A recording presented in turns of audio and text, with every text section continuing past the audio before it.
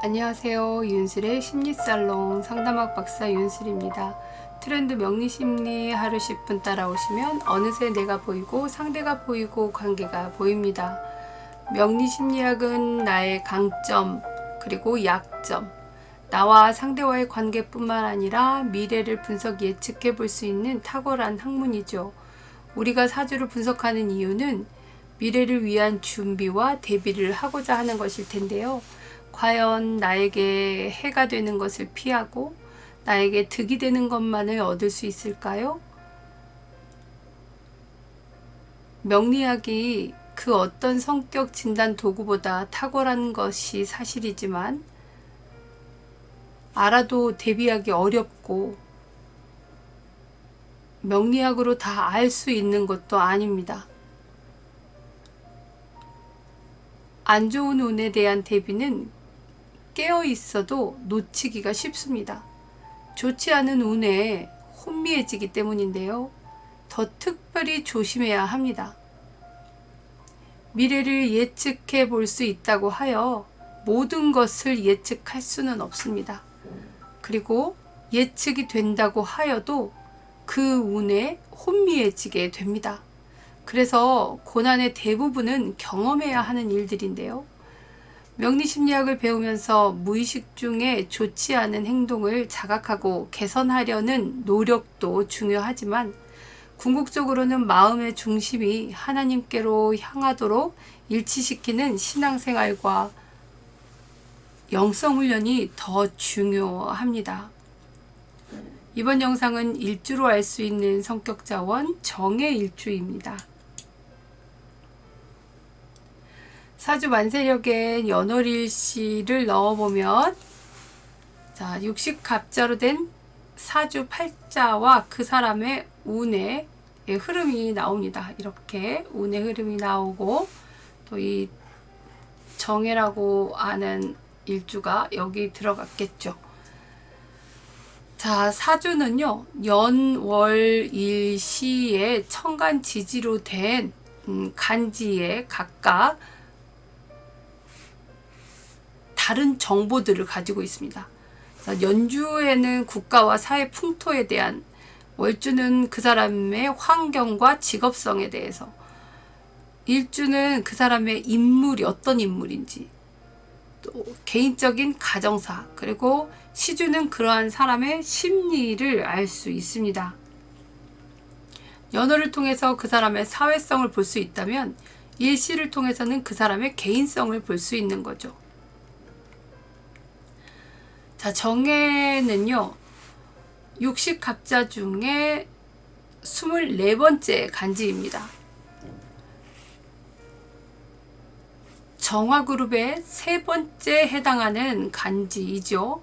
정묘, 정축, 정해, 정유, 정미, 정사 중 이제 정해 일주입니다. 이 정해라고 하는 간지가 일주에 들어 있을 때 그 사람은 어떤 사람일까? 이 글자의 형태를 보면요. 정화는 우리가 뭐 촛불이라고도 얘기하고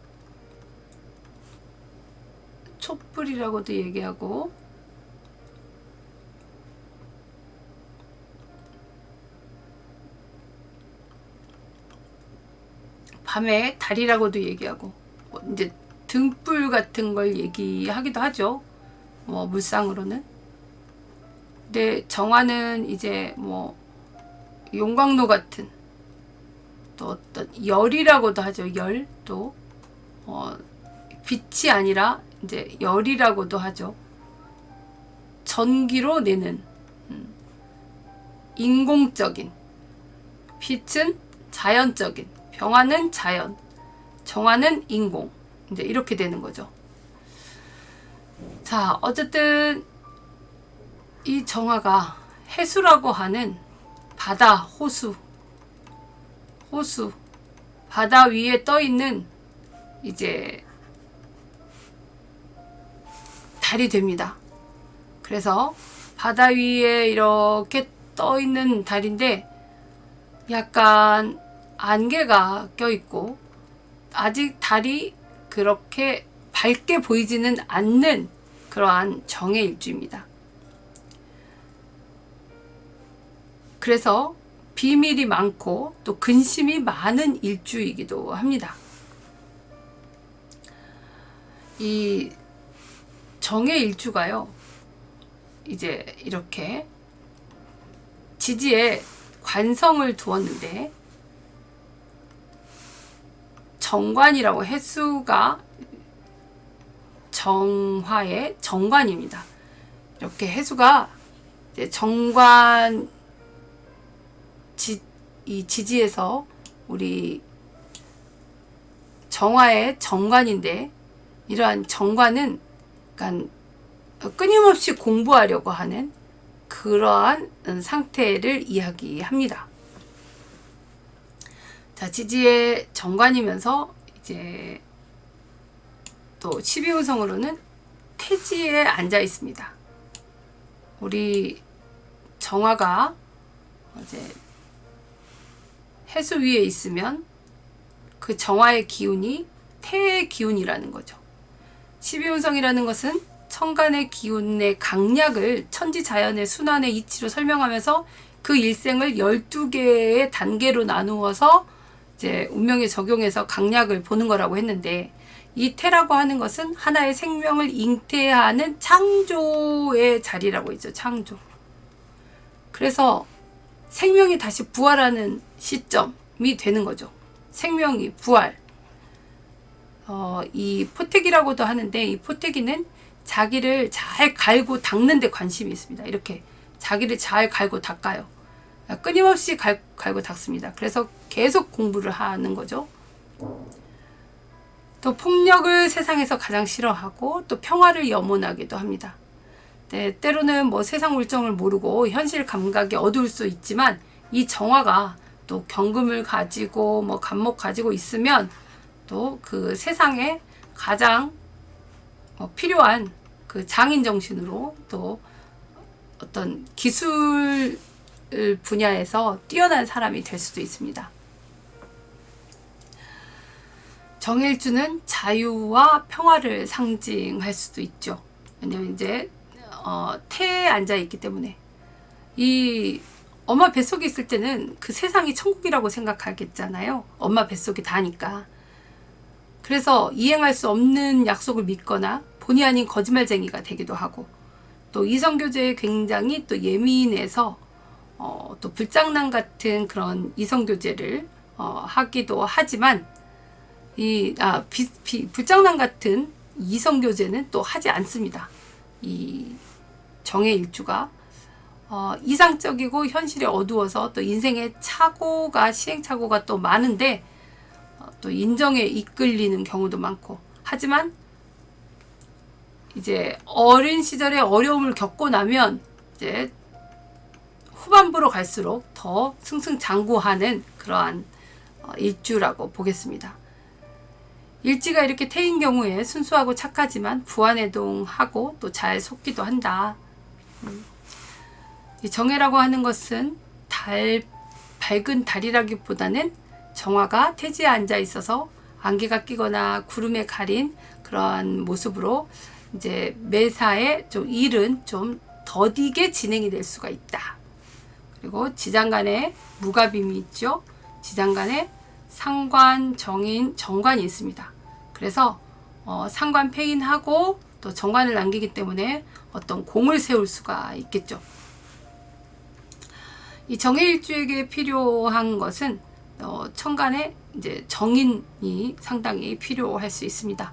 그리고 또 이 정화는 경금을 다듬는 일이 가장 자신의 목적이기 때문에 이제 경금을 원하기도 하죠. 자, 정해일주는 태지의 이 정관이 굉장히 공정하고 성실합니다. 그리고 생각이 아주 건전하고 바른 길로 지향하고 그 배움의 끝이 없다고 했죠. 그리고 정인이 있어서 상관경관하지 않도록 상관경관이 공을 세우는 격이 되어야 합니다.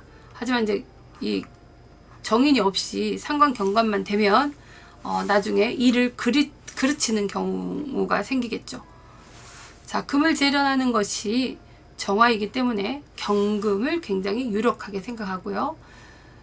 인생 후반에 의식주가 안정이 되어서 더 복을 누리게 되고 또 밤에 태어난 사람은 더욱 빛을 보게 됩니다. 경금이 필수적으로 있겠고 또 인성이 있으면 좋겠다. 이러한 정해일주가 봄에 태어났다면, 이 정화는요 굉장히 습한 거 싫어하고 한습한 거 싫어합니다.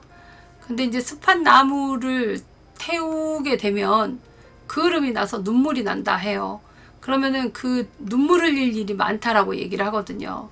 그래서 이제 이 봄에 또 숲까지 이렇게 있어버리면 이 정화가 이제 눈물 흘리게 만드는 거죠. 그렇게 되면 좀 빈천한 삶을 살게 된다고 얘기합니다. 천간에 경금이 있으면 귀하게 됩니다.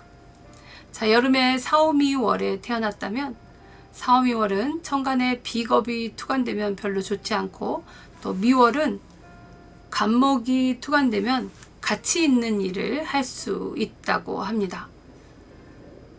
자, 가을 신유술에 태어난 정해일주는 신월에는 인성으로 그 흉을 면해야 되고 또 6월은 이 뭔가 다시 시작해야 되는 6월이라고 하는 완성된 그 아주 단단한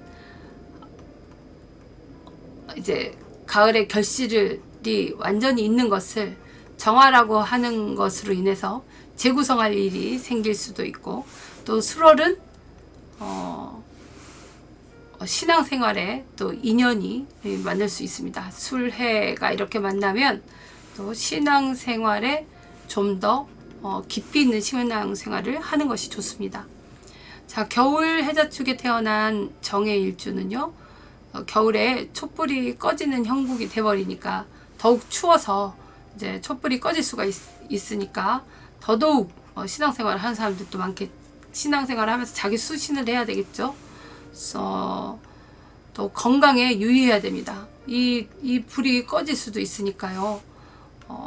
건강에 유의해야 되겠죠. 깜깜한 밤에 그래도 정화가 있으니 어떤 사람들은 굉장히 이 사람을 이제 밤길에 이 정화로 비추어지니 이제 좋아하겠죠. 하지만 자신의 너무 희생이 강요되고 또 건강도 별로 좋지 않다. 자, 경금이 이 정화에게 필요하고 직업성으로는 교육, 군, 검경, 이제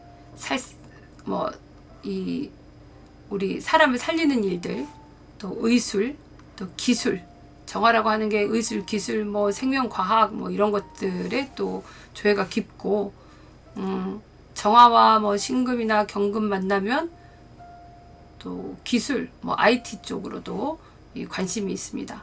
또 음식, 또 공직에 나갈 수도 있겠죠. 정관이 아주 뚜렷하고 아주 바른 사람이기 때문에 또 무역, 종교, 또 정화가 잘못 빠져나갔다 그러면 유흥업에 종사하는 사람도 있겠습니다. 밤에 피어나는 꽃이 밤에 피어나는 불이니까 그죠? 자, 이렇게 정해일주 정리해봤습니다. 다음에는 무자일주로 만나 뵙겠습니다. 강점을 활용하시기에 더 힘쓰시고 단점이나 약점 혹은 나쁜 운이 작용하지 않도록 늘 긍정적인 마음을 갖기를 기도합니다. 좋지 않은 운이라고 하는 것은 겪어내야 하는 것입니다. 그 좋지 않은 운을 혼자서 겪어내기 어렵거든요. 그래서 신앙의 힘으로 이길 수 있어야 하고요. 신께서는 내가 상상하는 것보다 훨씬 더 좋은 미래를 예비하고 계시다는 것을 믿으시기 바랍니다. 지금 고난의 과정에 있다 하더라도 그 고난을 통해서 무엇을 배울 것인지 성찰하시고 잘 견뎌내시길 바라겠습니다. 정말 미래에 더 좋게 해줄 것을 생각하시고 기대하시면서 감사한 하루가 되시길 바랍니다. 좋아요, 구독해주세요. 매일 하루 10분 공부해 보시길 바랍니다. 윤술의 심리살롱이었습니다.